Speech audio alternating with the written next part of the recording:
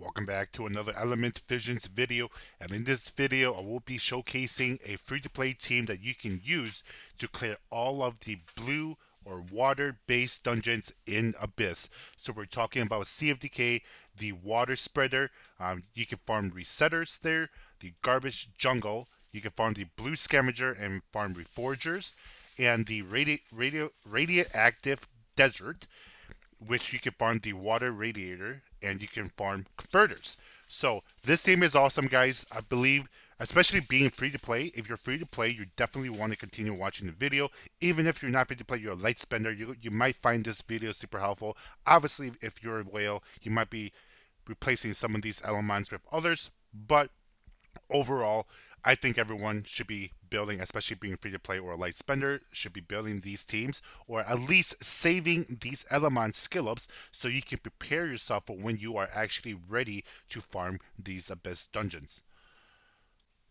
The first element that we will be talking about is the green occult dancer. So these are the overall stats, roughly 22,000 HP and 1300 defense, 72 speed, max skilled, in and on Inspire gear.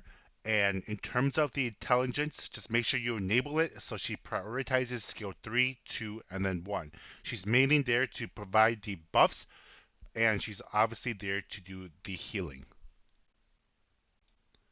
The second element that we will be talking about is the Green Turtle Tank. He is mainly there to do the skill cooldown reduction on his S3. That's mainly why he's there. In terms of stats overall, roughly 20k HP, 1300 defense, plus 30 speed. Use Inspire sets if you can, but if he is dying, make sure you prioritize the defensive stats such as HP and defense before you prioritize the Inspire. It's important for him to stay alive in these Abyss dungeons. Now, in terms of skill intelligence, just toggle it so it turns on, and then you can then utilize or prioritize skill 3, 2, and then 1. The third element that we will be talking about is the green clockwork. So he is going to be one of your main damage dealers that you will be utilizing in these abyss dungeons. So overall, deck him out with attack plus 1400 attack, plus 58 speed, 57 crit rate, because he's going to get a crit rate buff, which gives him 30%, and then he will be elemental advantage, giving him an additional 15%. So that's 45%. So essentially, this guy is over 100% crit rate. And then in terms of crit damage, put as much crit damage as possible. This one right here is at 154%. He is maxed out on skills. He does buffs on skill 3 and the skill 2 damage. In terms of the gear sets, use Inspire if you can. And then in terms of the skill intelligence, make sure you toggle it so then he can use skill 3, 2, and then 1. The fourth element is going to be another damage dealer, and it is the green sharpshooter. In terms of stats, deck out attack, deck out crit damage. Again, this guy only needs 55 crit rate. So this green sharpshooter is over capped on crit rate, but you essentially just need 55 crit rate because of the bonus 45% from the buffs and the elemental advantage. She is max skilled. Use Inspire sets if you can. If not, chase the stats. And then in terms of skill intelligence, use make sure you toggle it so you can then do skills 3, 2, and then 1. The fifth element is going to be the green Popo Rider.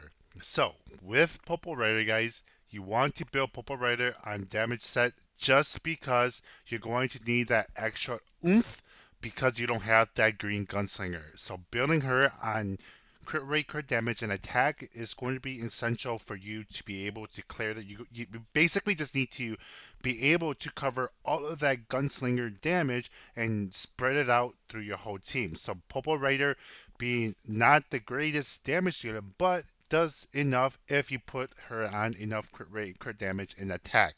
So as you guys can see here, this guy or this girl is on plus 1400 attack, 60% crit rate, 196 crit damage, max skilled, and then she is not uninspired, but that's perfectly fine. Like I said, chase the stats before you chase the Inspire. If you can, use Inspire whenever you can. In terms of the skill intelligence, prioritize skill 3, 2, and then 1. She will essentially give a speed buff, attack gauge increase, and then skill 2 damage. The final element that we'll be talking about is the Dark Sharpshooter. So we can see that she is built on crit rate, crit damage, and a lot of attack. Built on Inspire. Utilize stats if you need to. Replace Inspire if you have to, but use Inspire if you can. Max skilled. In terms of the skill intelligence, do skill 3, 2, and 1.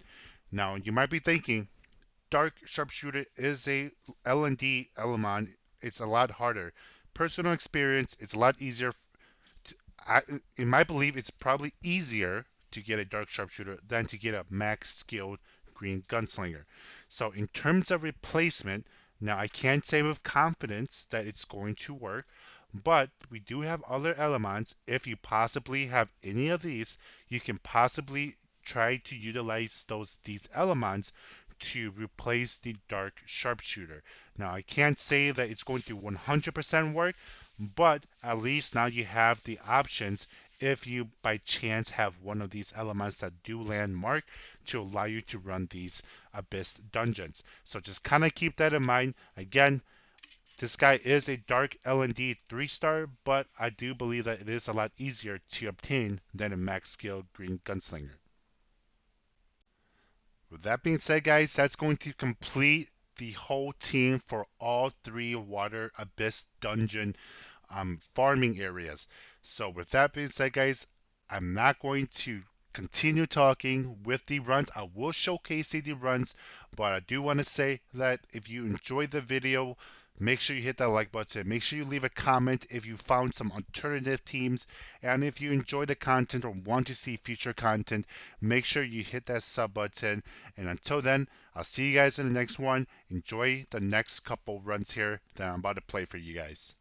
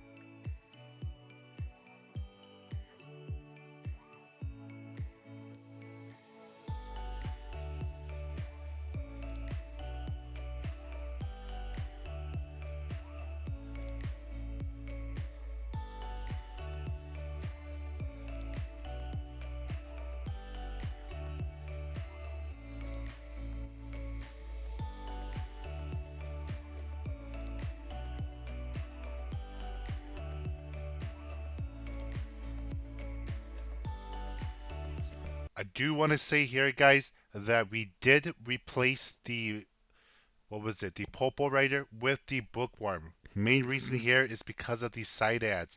Now, in terms of the replacement, you don't need the green bookworm. You can use any element that you have in your arsenal that does AoE damage just to clear the side ads. Ideally, a green element, if not a water type base element to clear the side ads. They are really weak. Most importantly, they just need to have an AoE to clear those side ads, and you should be good.